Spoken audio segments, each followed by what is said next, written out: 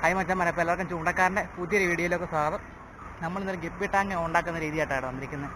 അതെങ്ങനെ ഉണ്ടാക്കുന്നത് നമ്മൾ എടുക്കാൻ മറന്നു എന്ന് വെച്ചാൽ അത് സക്സസ് ആവുമെന്നൊരു പിടുത്തമില്ല. നമ്മൾ ഉണ്ടാക്കി കഴിഞ്ഞിട്ട് അതിൻ്റെ രീതി നമ്മൾ പറയാൻ പോവാം, കാണിച്ചു തന്നിട്ട്.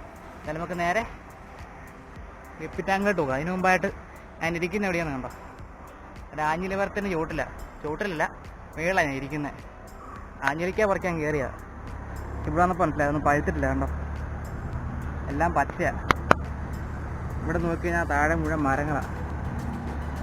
അതിലൊക്കത്തുള്ളവരുടെ വീടും ഫുള്ള് നല്ല രസമുണ്ട് ഇവിടെ ഇരിക്കാൻ. നല്ല കാറ്റും വീശുന്നുണ്ട്.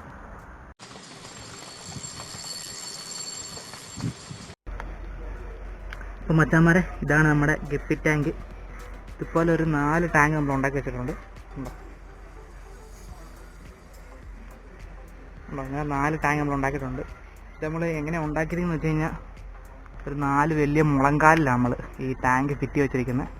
നമ്മളെപ്പോഴും വെള്ളം കയറുന്ന സ്ഥലമായതുകൊണ്ട് നമുക്ക് നിലത്തൊന്നും ടാങ്ക് ഉണ്ടാക്കി വെക്കാൻ പറ്റത്തില്ല. അതുകൊണ്ട് നമ്മൾ ഇങ്ങനെ ഒരു സെറ്റപ്പ് ചെയ്തിരിക്കുന്നത്. ഉണ്ടോ, ഇതിലെങ്ങനെയാണ് കെട്ടിയിരിക്കുന്നത് വെച്ച് കഴിഞ്ഞാൽ, വല കണ്ടോ, വല ക്രോസ് പോലെ കമ്പെല്ലാം കെട്ടി വെച്ചിട്ട് വല കെട്ടിയടി അതിനകത്തോട്ട് തുണി ഇറക്കിയിട്ട് ഔത്തിലോട്ട് നമ്മൾ പടത വെച്ചേക്കുന്നുണ്ട്. അതിനകത്തോട്ട് വെള്ളം ഒഴിച്ച് തൂക്കിയിട്ട് കണ്ടോ, ഞെങ്ങുന്നുണ്ടോ, ഇതിനകത്ത് വെള്ളം, ഇതിനകത്താണ് നമ്മൾ ഗപ്പി ഇട്ടിരിക്കുന്നത്.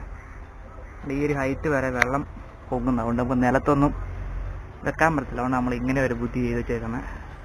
ജസ്റ്റ് എല്ലാവരും ട്രൈ ചെയ്ത് നോക്കിയത്. അപ്പോൾ എല്ലാവർക്കും ടാങ്ക് ഉണ്ടാക്കുന്ന രീതി മനസ്സിലായെന്ന് വിചാരിക്കുന്നു. എന്തായാലും നമുക്ക് ഇതുപോലെ നല്ല നല്ല വീഡിയോ ആയിട്ട് ഇനിയും വരുന്നതായിരിക്കും. ചാനൽ മറക്കാതെ സബ്സ്ക്രൈബ് ചെയ്ത് വെക്കുക. തൊട്ട് താഴെ കിടന്ന ബെൽ ബട്ടൺ എനേബിൾ ചെയ്ത് നമ്മൾ അപ്ലോഡ് ചെയ്യുന്ന എല്ലാ വീഡിയോയും നിങ്ങൾക്ക് നോട്ടിഫിക്കേഷൻ ആയിട്ട് വരുന്നതായിരിക്കും. എന്തായാലും നമുക്ക് അടുത്ത വീഡിയോ കാണാൻ.